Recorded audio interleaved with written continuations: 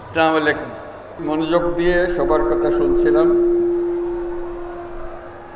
মাননীয় উপাচার্য, উপস্থিত সুধীবৃন্দ এবং প্রিয় ছাত্রছাত্রী ভাই বোনেরা, যারা আজকে সনদ পেতে বিশ্ববিদ্যালয়ের সমাবর্তন জীবনের একটা মস্ত বড় ঘটনা, সারা জীবন স্মরণ করে, ছবিটি সংরক্ষণ করে, নিজের পরবর্তী প্রজন্মকে দেখায়। সেই বিশেষ দিনটি আজকে। এই দীর্ঘ সময় পরে এই সমাবর্তন অনুষ্ঠান হতে পারল, এই জন্য বিশ্ববিদ্যালয় কর্তৃপক্ষকে অভিনন্দন জানাচ্ছি এবং তার সঙ্গে সকল ছাত্রছাত্রী, তারা দূর দূরান্ত থেকে এত বছর পরে আবার এই বিশেষ দিনটিতে উপস্থিত থাকার জন্য এসছে, তাদের জন্য জোরে একটা হাততালি দিয়ে আমরা তাদেরকে অভিনন্দন জানাচ্ছি। বিশ্ববিদ্যালয়ের সময়টা কত তাড়াতাড়ি চলে যায়, কেটে যায়, বোঝা যায় না। যখন শেষ হয়ে যায় তখন বড় মনে কষ্ট লাগে। একটা আনন্দের দিন শেষ হলো, জীবনের একটা বড় অধ্যায় শেষ হলো, নতুন অধ্যায় শুরু। আমার ব্যক্তিগত আনন্দ আজকে অন্য বিষয়ে। তোমাদের সঙ্গে দেখা করা সেটা অবশ্যই ভীষণ আনন্দের ব্যাপার। এই ক্যাম্পাসে ফিরে আসা বহু বছর পরে, সেটা একটা ভীষণ আনন্দের ব্যাপার। বিশ্ববিদ্যালয় কর্তৃপক্ষকে অশেষ ধন্যবাদ আমাকে এই সুযোগটা দেওয়ার জন্য। এবং এই নতুন সনদপ্রাপ্ত যারা, তাদেরকে, ডিপ্লোমা প্রাপ্ত যারা, তাদেরকে অভিনন্দন জানানো, এটাও একটা বিরাট সুযোগের ব্যাপার আমার জন্য। যেটা যে আমি এই বিশ্ববিদ্যালয়ে এসেছিলাম 72 সালে, তখন বিশ্ববিদ্যালয়ের সবে যাত্রা শুরু।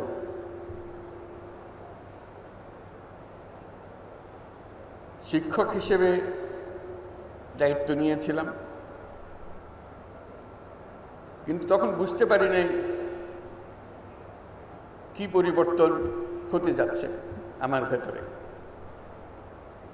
অত্যন্ত উৎসাহ সহকারে শিক্ষকের দায়িত্ব পালন করছিলাম। এর মধ্যে 74 সালে বিরাট দুর্ভিক্ষ এলো, সব কিছু ওলট পালট করে দিল। মনের মধ্যে বহু জিজ্ঞাসার সৃষ্টি হল। মনে মনে ভাবলাম, সারা বাংলাদেশের দুর্ভিক্ষ ঠেকানোর ক্ষমতা আমার নাই, কিন্তু আমি চেষ্টা করতে পারি একটি ক্ষুদ্র অংশের, এই বাংলাদেশের একটা ক্ষুদ্র অংশের যদি আমি কয়েকটি পরিবারের দুর্ভিক্ষ ঠেকাতে পারি, সেটা আমার জন্য বড় তৃপ্তির বিষয় হবে যে আমি একটা কিছু করেছি। সেই কারণে নজর পড়ল পার্শ্ববর্তী গ্রাম জোবরা। কি করব জোবরাতে? সারা দেশের হাহাকার, জোবরাতে কেউ তখনও মারা যায়নি, কিন্তু অবস্থা কাহিল। মনের মধ্যে প্রশ্ন জাগলো যে বিরাট জমি পড়ে আছে সামনে, চট্টগ্রাম বিশ্ববিদ্যালয় আর জোবরার মাঝামাঝি। এখানে তো অনেক ফসল হওয়ার কথা, তাতে তাদের সারা বছরের খাবার সংস্থান হওয়ার কথা। জিজ্ঞেস করলাম, বলে না, এখানে হয় না, ফসল হয় না। কেন হয় না?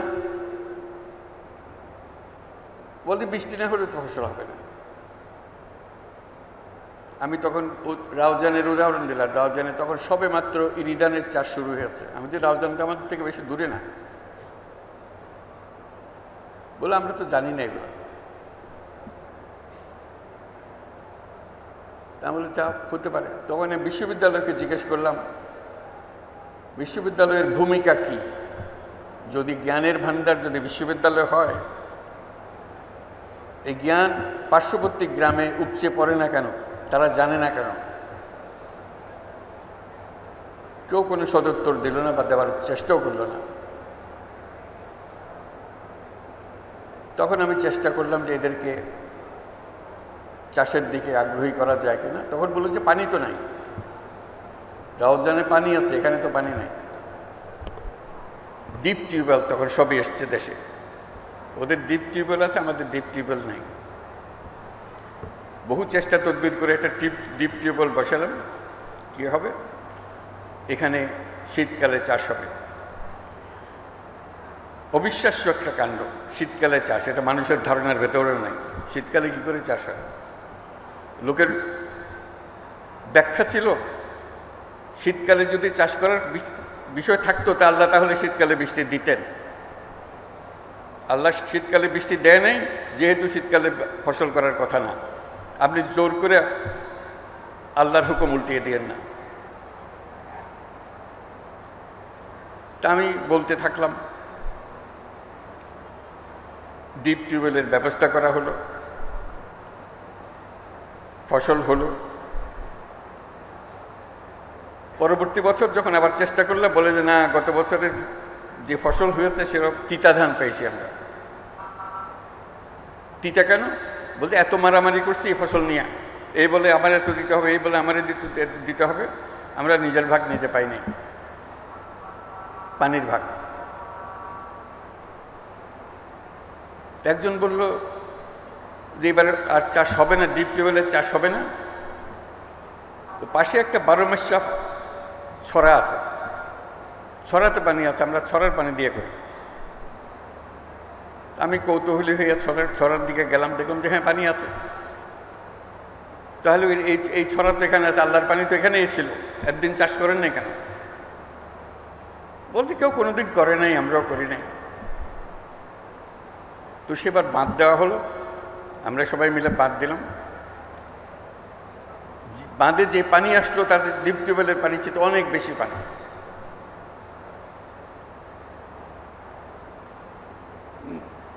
নতুন শিক্ষা লাভ হলো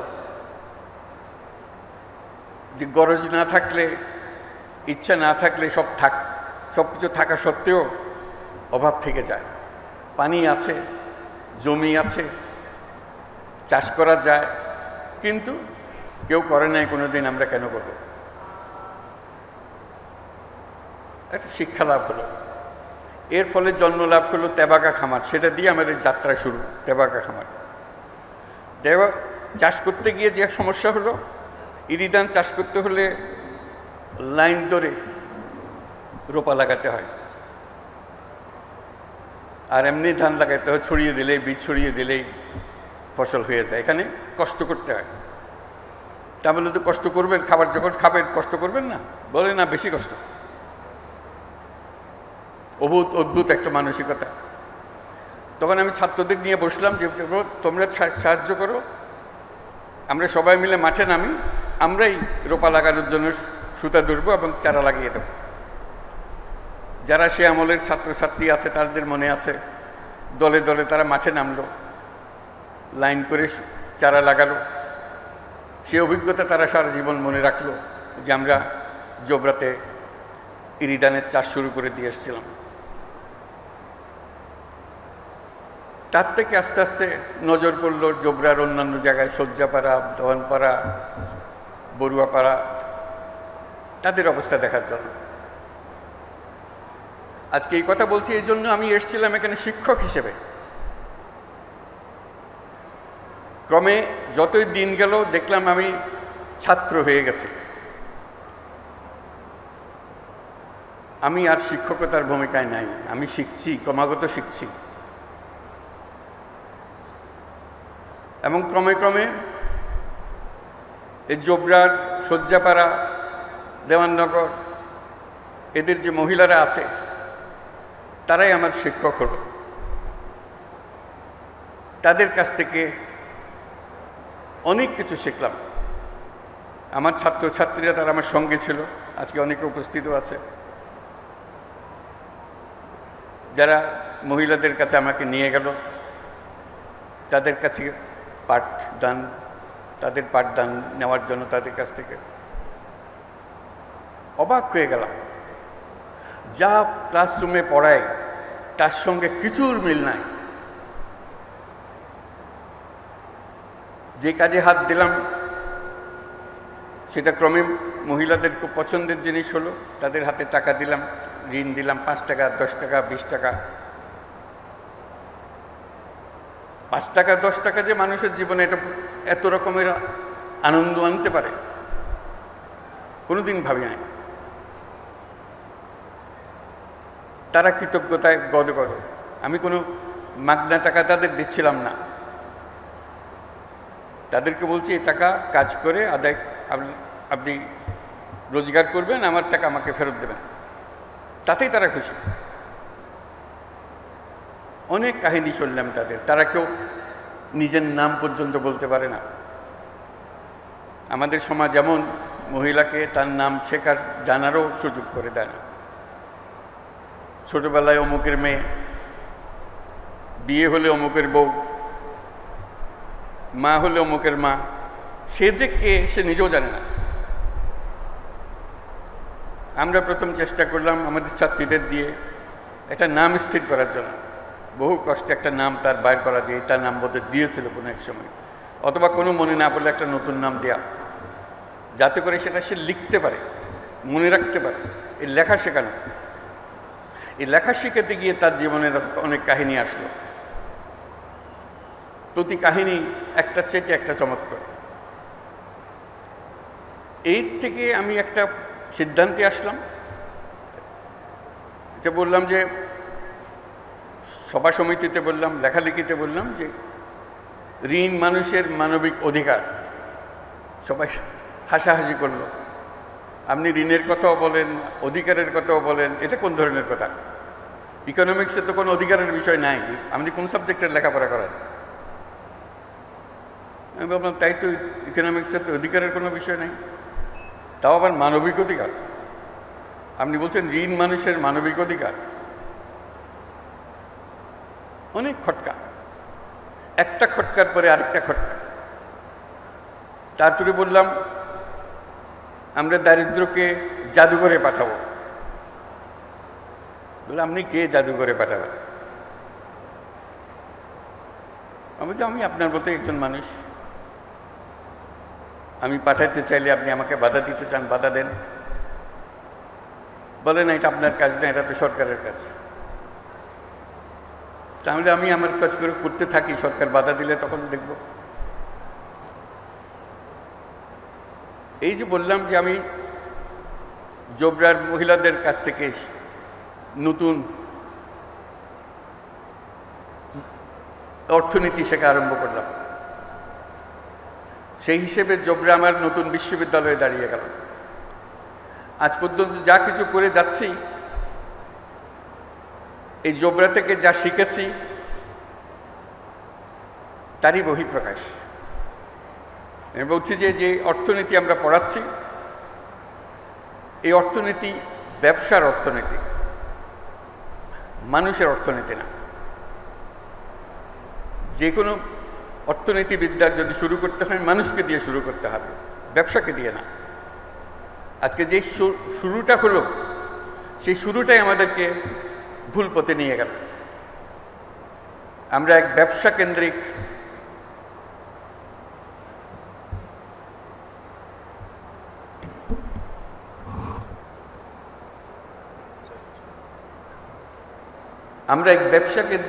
সভ্যতা গড়ে তুললাম।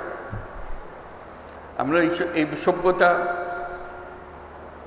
আত্মঘাতী সভ্যতা, এটা টিকবে না।